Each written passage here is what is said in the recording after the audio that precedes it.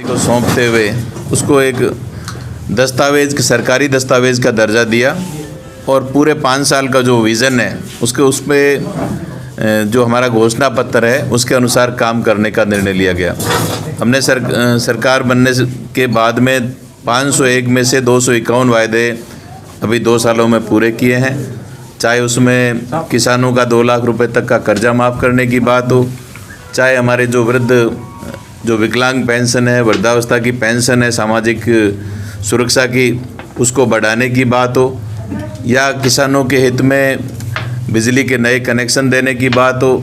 मुख्यमंत्री महोदय ने सरकार बनते ही ये घोषणा की कि राजस्थान में 5 साल कांग्रेस की सरकार रहेगी और 5 साल तक किसानों के बिजली के बिलों का एक भी पैसा बढ़ाया नहीं जाएगा।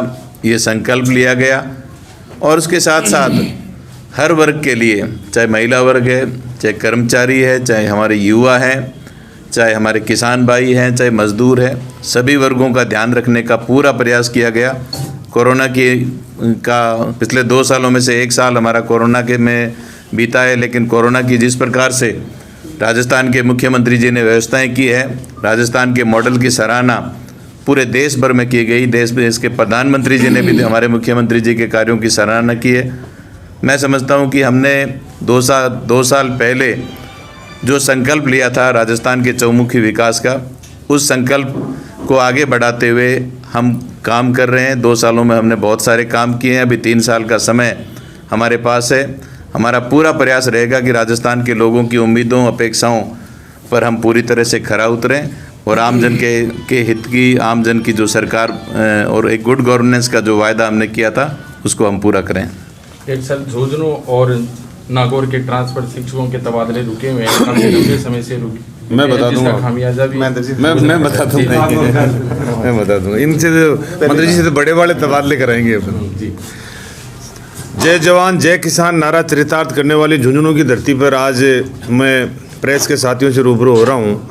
मैं बहुत धन्यवाद देना चाहता हूँ भाई दिनेश हुड्डा जी को, शुभकामनाएं देना चाहता हूँ। प्रधान बनने के बाद में उन्होंने आज हमें आमंत्रित किया।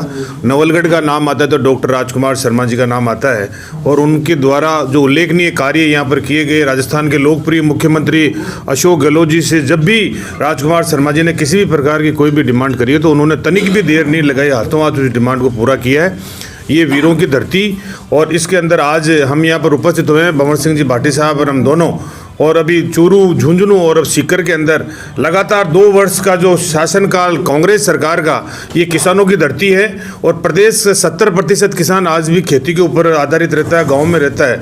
और उस किसान के हित के अंदर अगर सोचने वाली पार्टी है तो वो कांग्रेस पार्टी है। चाहे हिंदुस्तान में कांग्रेस की सरकार बनी तो 70,000 करोड़ का कर्जा माफ हुआ मनमोहन सिंह जी के समय, और राजस्थान के अंदर कांग्रेस की अशोक गहलोत जी की सरकार बनी तो 10 दिन के अंदर किसान का कर्जा माफ हुआ।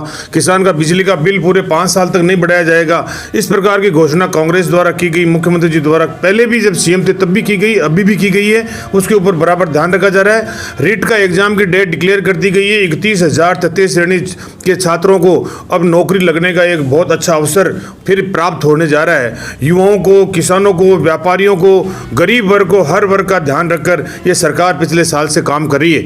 1 साल का कार्यकाल मिला है, 1 साल तो कोविड में निकल गया है, लेकिन कोविड का जो प्रबंधन किया गया है वो वास्तव में काबिल तारीफ है। अशोक गहलोत जी ने बराबर मॉनिटरिंग करके बराबर लोगों का जीवन किस प्रकार से बच सके, लोग किस प्रकार सुरक्षित रह सके, इस बात को मद्देनजर रखते हुए उन्होंने बराबर सीएमआर के अंदर मीटिंग लेकर अधिकारियों को निर्देशित किया है। हम भी जगह जगह जा रहे हैं और सब अधिकारियों को ये बता दिया गया है कि कतई कोताही नहीं बरते हैं, क्योंकि अशोक गहलोत जी ने बात अधिकारियों को भी ये कही है, जीरो टॉलरेंस पर भ्रष्टाचार के खिलाफ जो जिस प्रकार की कार्रवाई राजस्थान की सरकार करी है उसी प्रकार हर गलती कीमत मांगती है। अगर कोई अधिकारी गलत काम करेगा या काम नहीं करेगा तो उसको खामियाजा भुगतने के लिए भी हमेशा तैयार रहना पड़ेगा। कोविड के मामले के अंदर प्रबंधन की व्यवस्था देश के प्रधानमंत्री ने भी की है और अब वैश्विक महामारी का जो वैक्सीन अब आ रहा है उसकी अभी और स्टेट ने तो कोई तैयारी की हो या नहीं की, लेकिन राजस्थान ने पूरी तैयारी कर रखी है। जब भी वैक्सीन आएगा भंडारण की किस प्रकार से व्यवस्था हो सकती है, किस प्रकार से उपयोग की व्यवस्था हो सकती है, उसको लेकर भी पूरी तैयारी है।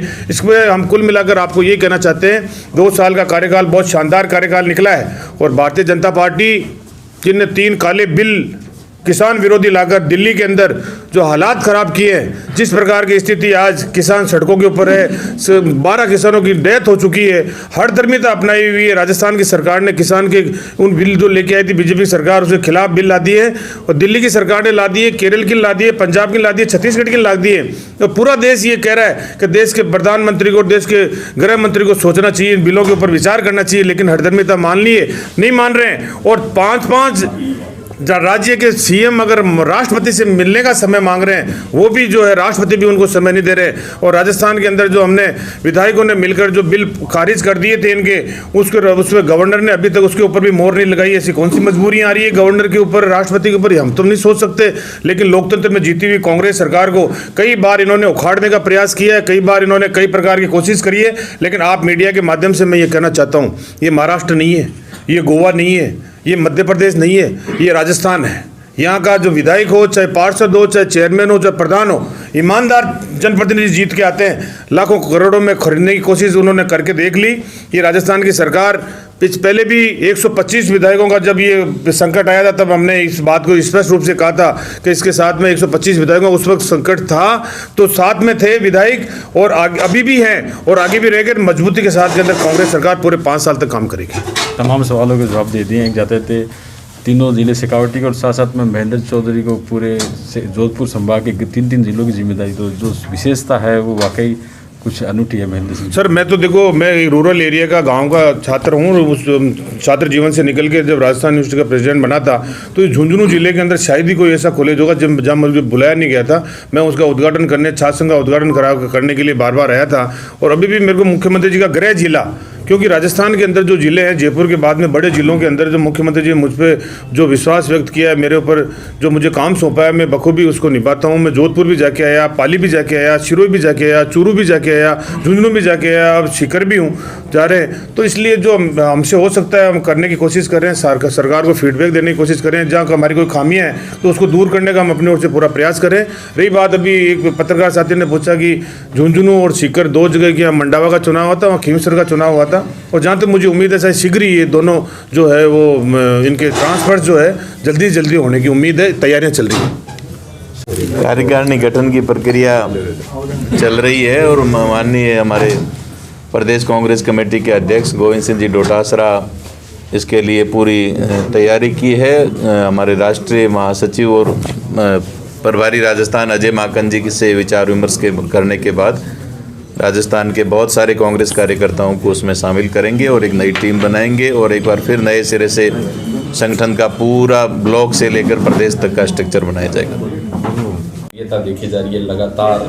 पूरे ज़िले की बात करें तो आप सबसे ज़्यादा सक्रिय नज़र आ रहे हैं। तो आज आप मंत्री, 2 मंत्री आए हुए थे ज़िले में, उनको भी आज पंचायत में लेकर आए हैं। तो किस तरह से क्या कांग्रेस सरकार की उपलब्धियाँ हैं, आने वाले समय में किस तरह से क्या कार्य रहेगा? देखिए, आप सबको मैं बार बार एक ही बात कह रहा हूँ, मैं एक साधारण सा कार्यकर्ता हूँ। और जो राजस्थान विश्वविद्यालय की हमने राजनीति में शुरुआत की थी छात्र जीवन में, डॉक्टर राजकुमार शर्मा जी जो अपने यहाँ से नवलगढ़ के विधायक हैं, जो एक पूरी टीम के रूप में कार्य करते आ रही है और उसी टीम का एक हिस्सा मैं हूँ। तो उस टीम की हमेशा एक ही भावना रहती है कि ज़्यादा से ज़्यादा लोगों के काम कैसे किए जाएँ, सेवा कैसे की जाए और कैसे जिले का बजट हो चाहे राजस्थान सरकार का बजट हो, वो अपने नवलगढ़ पंचायत समिति में आके लगे। ये भावना हमेशा टीम की रही है। और उसी के अंतर्गत जैसे आज जब से हम लोगों ने कार्यभार संभाला है, पूरी टीम, चाहे हमारे पंचायत समिति के मेंबर हैं, चाहे जिला परिषद के मेंबर हैं, चाहे सरपंचगण हैं, जो कार्य करने की इच्छा रखते हैं, वो सारे के सारे लोग एक्टिव हैं। उसी भावना के तहत आज सरकार के 2 साल पूरे होने पे 2 प्रभारी मंत्री हमारे ज़िले के दौरे पे थे।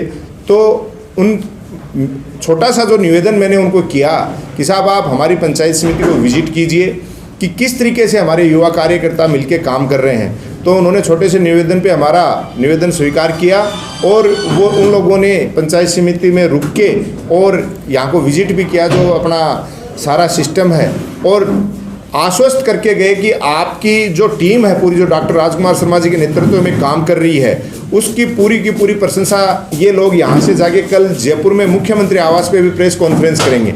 उस प्रेस कॉन्फ्रेंस में भी ये कह रहे हैं कि हम आपकी जो पंचायत समिति की जो टीम काम कर रही है उससे मुख्यमंत्री जी को भी अवगत कराएंगे कि इतने कम समय में भी ये पूरी की पूरी टीम काम कर रही है। और जो 1 साल का निकला, सरकार के 2 साल पे मैं बात करूं तो जो 1 साल निकला पूरे विश्व की मानव जाति पे संकट था। उस समय विकास की किसी को बात ध्यान में नहीं आ रही थी, ये था कि कैसे भी मानव जीवन बचे। और मानव जीवन बचे तो हमारी जो संवेदनशील सरकार है उसके माननीय मुख्यमंत्री अशोक गहलोत जी हैं, हमारे यहाँ से विधायक डॉक्टर राजकुमार शर्मा जी हैं, उन सब का एक ही सपना था कि कोई भी व्यक्ति भूखा उठ सकता है लेकिन भूखा सोए नहीं।